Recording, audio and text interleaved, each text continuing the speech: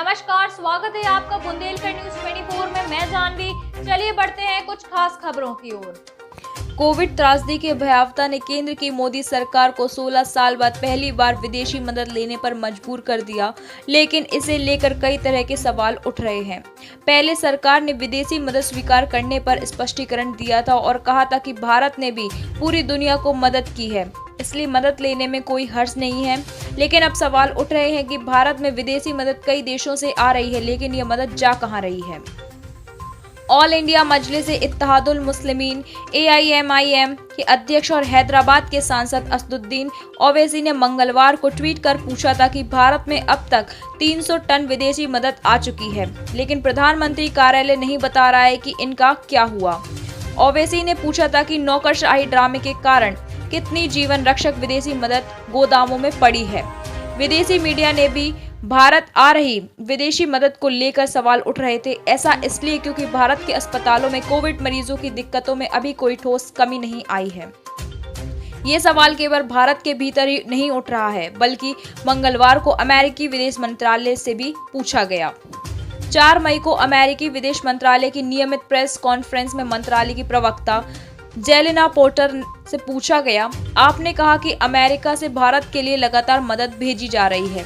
इसकी लंबी लिस्ट भी बताई गई। आपने ये भी कहा कि USA एट इंडिया आपूर्ति भेजने की निगरानी कर रहा है। भारत में USAID का बड़ा ऑफिस भी है। ये सामान कहाँ जा रहे हैं? क्या इसकी कोई निगरानी की जा रही है? भारत के पत्रकारों का कहना है कि लोगों तक मदद नहीं पहुंच रही है। इस सवाल के जवाब में जेलेना पोर्टर ने कहा, मैं फिर से यही बात दोहराऊंगी कि अमेरिका ने 10 करोड़ डॉलर की मदद अब तक भारत पहुंचा दी है। यह मदद अमेरिकी एजेंसी के जरिए पहुंचाई गई है।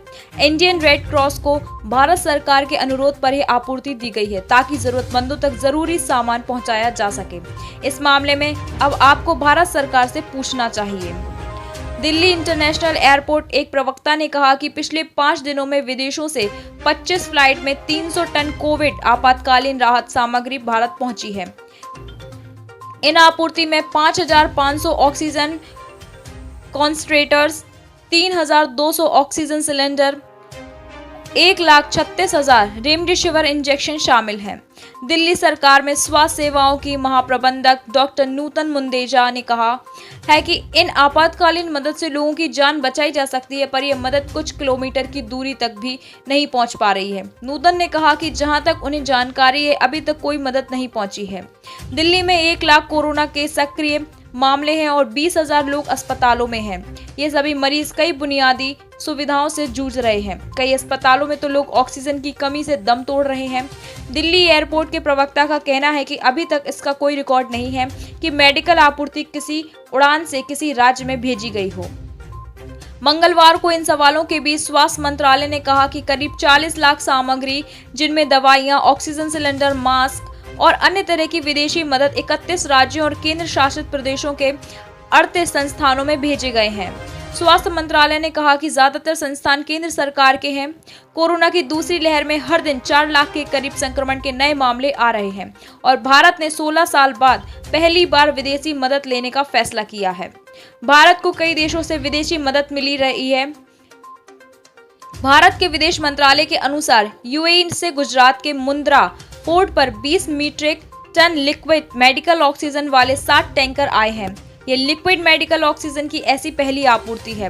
ब्रिटेन और इंडियन एयरफोर्स के साझे प्रयास से 450 ऑक्सीजन सिलेंडर चेन्नई पहुंचे हैं। इसके अलावा अमेरिका से मदद की 5वीं खेप आई है। इनमें मेडिकल उपकरण के अलावा 545 ऑक्सीजन कॉन्सेंट्रेटर्स हैं। इसके अलावा कुवैत भी इसी तरह की मदद आ रही है। दिल्ली में केंद्र सरकार के 8 में से 6 अस्पतालों को विदेशी मदद मिली है। दिल्ली के अस्पताल ऑक्सीजन की कमी से सबसे ज्यादा जूझ रहे हैं। ऑक्सीजन का आवंटन केंद्र सरकार कर रही है और कई बार आपूर्ति में असंतुलन को लेकर आरोप भी लग रहे हैं। स्वास्थ्य मंत्रालय ने कहा है कि दिल्ली में Lady Hardinge Medical College, Safdarjung Hospital, Ram Manohar Lohia Hospital, AIIMS, Defence Research and Development Organisation, National Institute of Tuberculosis and Respiratory Diseases को विदेशी मदद मिली है।